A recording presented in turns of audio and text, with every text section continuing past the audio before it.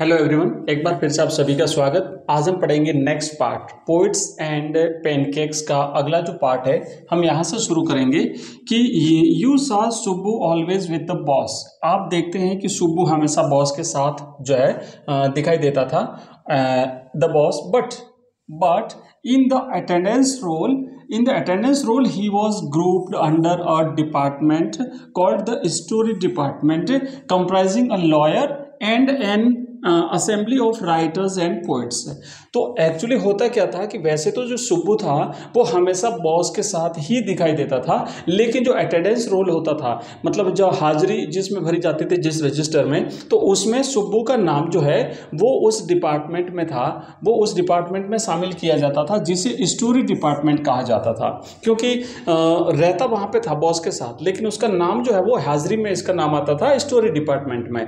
इस story department में और कौन कौन था यहाँ पे देखो, एक तो लॉयर था और साथ ही साथ एन असेंबली ऑफ राइटर्स, जो लेखक होते थे, लेखकों का एक समूह था, एंड पोइट्स और कवियों का समूह था। तो अब एक बात यहाँ पे और आई कि एक और डिपार्टमेंट था। एक डिपार्टमेंट तो हमने बात करी कि वहाँ पे था मेकअप डिपार्टमेंट। दूसरा जो जेमिनी स्टूडियो का जो डिपार्टमेंट था वो था स्टोरी डिपार्टमेंट। और इस स्टोरी डिपार्टमेंट में कौन कौन था? एक लॉयर था, कुछ लेखकों का समूह था और कुछ पोइट्स थे। और इन्हीं जो स्टोरी डिपार्टमेंट था इसमें नाम आता था उसका सुब्बू का।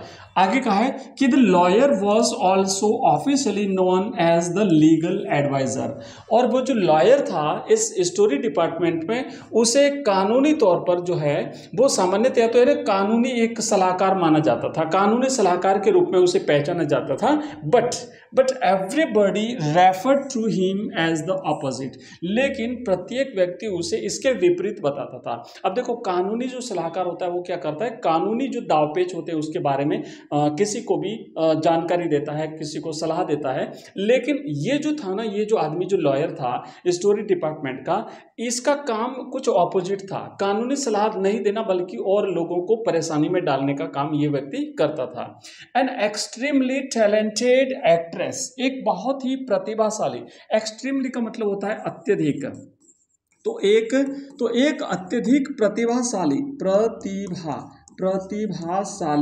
एक प्रतिभाशाली अभिनेत्री है ना, एक्ट्रेस अभिनेत्री, who was also extremely temperament, जो कि अत्यधिक, एक्सट्रीमली का मतलब होता है बहुत ही ज्यादा, टेम्परामेंट का मतलब होता है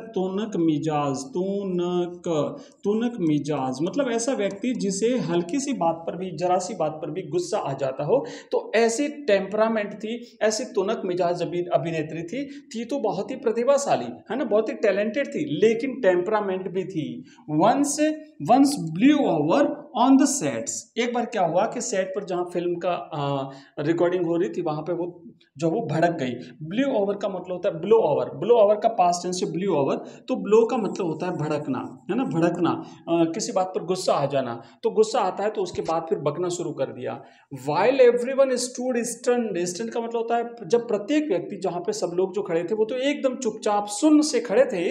the lawyer quietly switched on the recording equipment. तो उस लॉयर ने क्या किया, ये जो लॉयर था ना इस स्टोरी डिपार्टमेंट में, जैसा कि इसका ये जो कानूनी सलाहकार के रूप में जाना जाता था, लेकिन यहाँ पे लोग क्या कहते हैं कि इसका काम बिल्कुल ऑपोजिट होता था, लोगों को परेशानी में डालता था। तो अब यहाँ पर इसने क्या किया कि जैसे ही वो अभिनेत्री ने बोलना शुरू किया, उसने अपना गुस्सा निकलना शुरू किया, तो इस लॉयर ने जो रिकॉर्डिंग इक्विपमेंट था, रिकॉर्डिंग जो सामान था, उसे ऑन कर दिया और जो अभिनेत्री बोल रही थी, वो जो कुछ भी उसने बोला वो सब कुछ जो है वो रिकॉर्ड हो गया।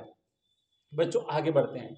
जब रिकॉर्ड हो गई सारी चीजें, तो उसके बाद में अब देखो क्या हुआ कि when the actress paused for breath, और वो एक्ट्रेस, वो अभिनेत्री जब बोलते बोलते सांस लेने के लिए रुकी, the lawyer said to her, तो लॉयर ने, उस वकील ने, उस कानूनी सलाहकार ने उससे कहा, 1 मिनट प्लीज, 1 मिनट कृपया, and played back the recording, और उस रिकॉर्डिंग को फिर से चालू कर दिया।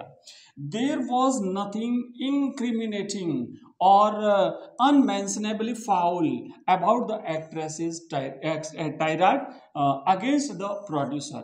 अब ये जो फिल्म का निर्माण करने वाला जो व्यक्ति था, जो प्रोड्यूसर था, इस प्रोड्यूसर के खिलाफ वैसे तो कुछ भी गलत नहीं था, ये अभिनेत्री ने जो कुछ भी बोला था वो, है ना, there was nothing incriminating. Incriminating का मतलब होता है दोष दिखाने वाला, किसी की गलतियां दिखाना, तो उसमें ऐसा कुछ भी नहीं था।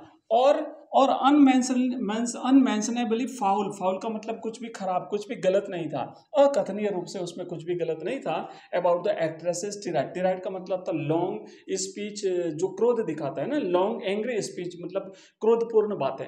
तो प्रोड्यूसर के बारे में वैसे तो उसमें कुछ भी गलत नहीं था, but when she heard her voice again through the sound equipment, लेकिन जब उस अभिनेत्री ने उस साउंड इक्विपमेंट जिसमें रिकॉर्डिंग की गई थी उससे जब उसने खुद ने अपनी वॉइस को सुना, शी वॉज स्ट्रक डम, तो वो भौचक्की रह गई। स्ट्रक डम का मतलब होता है अवाक रह जाना, है ना, अवाक रह जाना मतलब बोल नहीं पाना, अवाक रह जाना, एकदम आश्चर्यचकित, अचंभित हो जाना कि है ये क्या कर दिया, रिकॉर्डिंग कर दी।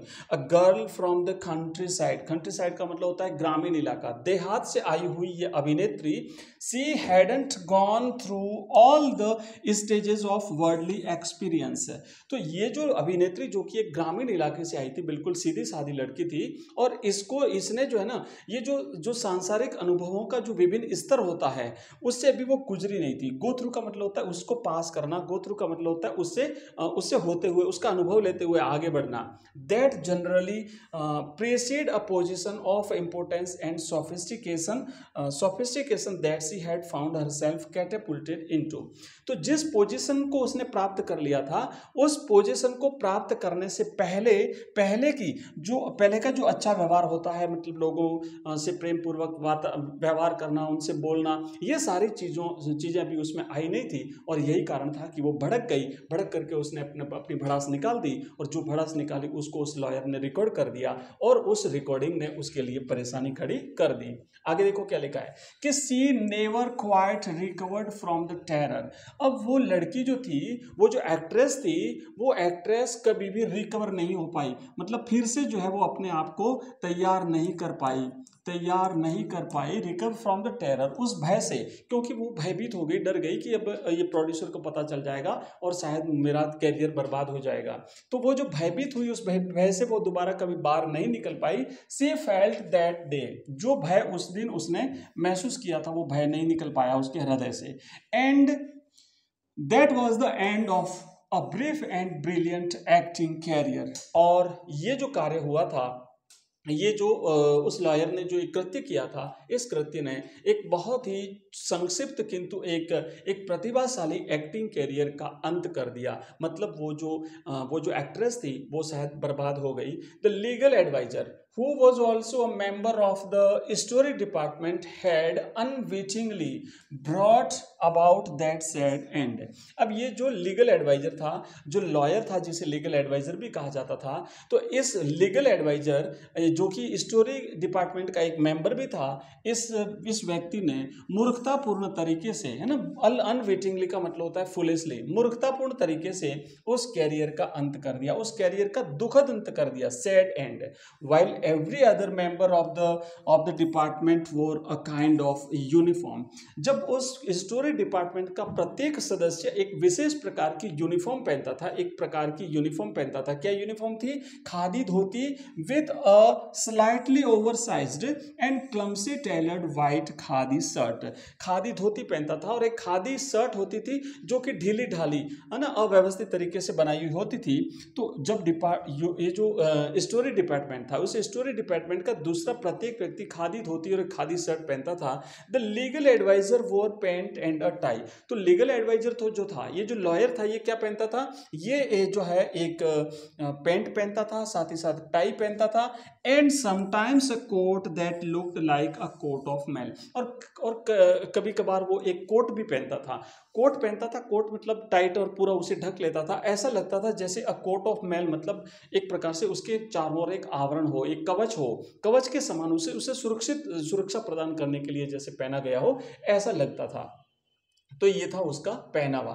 नेक्स्ट यहाँ पे देखो लिखा है often he looked alone and helpless. सामान्यतया वो व्यक्ति, ये जो कानूनी सलाहकार तो जो लीगल एडवाइजर था, ये अकेला होता था और साथ ही साथ वो जो वो असहाय महसूस करता था।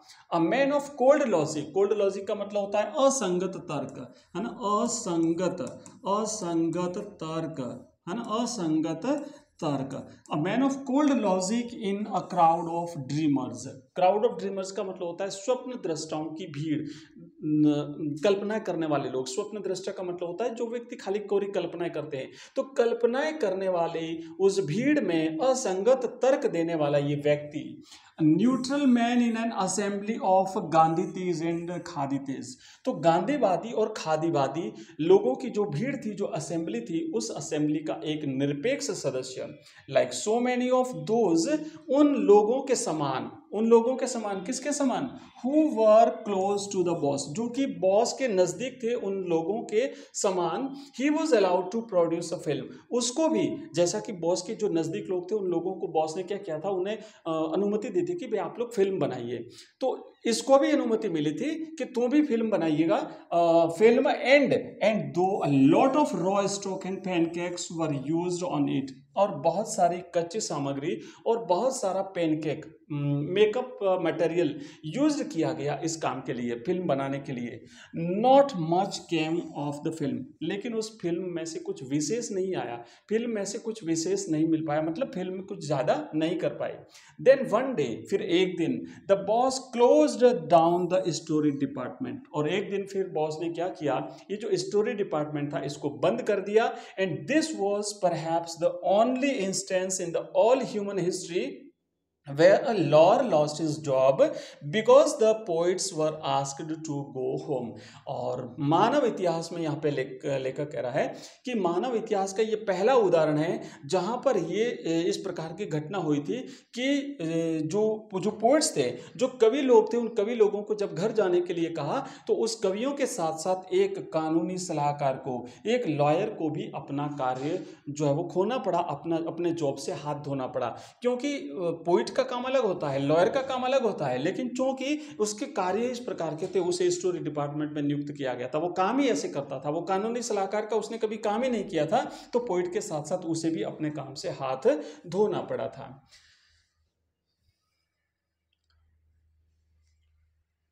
ठीक है, तो बच्चों अभी इतना ही, और बाकी जो बचा हुआ पार्ट है इसको अपन नेक्स्ट वीडियो में लेते हैं, बहुत ही जल्दी मिलते हैं, तब तक के लिए बाय, थैंक यू, धन्यवाद।